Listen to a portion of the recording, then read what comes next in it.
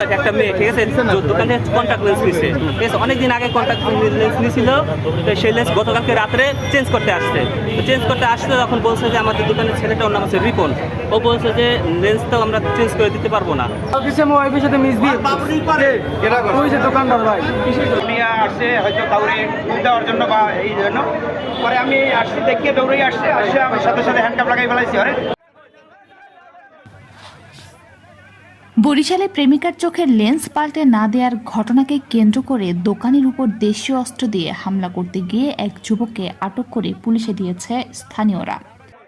মঙ্গলবার বিকেলে বরিশাল নগরীর সদর রোড এলাকার চশমা বাজার নামের একটি দোকানে এই ঘটনা ঘটে। পুলিশ জানায়, এক সপ্তাহ আগে চশমা বাজার থেকে এক ছেলের প্রেমিকা চোখের দুটি লেন্স ক্রয় করে, যা পরবর্তীতে পরিবর্তন করতে আসলে দোকানের কর্মচারীর সাথে বাকবিতণ্ডা হয়।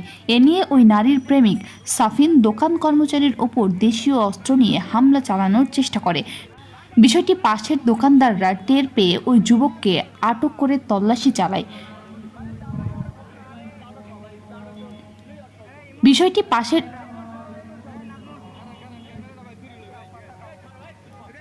বিষয়টি পাশের দোকানদাররা টের পেয়ে ওই যুবককে তল্লাশি চালায়। পরে কোমরে থাকা একটি দেশীয় দা উদ্ধার করে এবং পুলিশে খবর দেয়।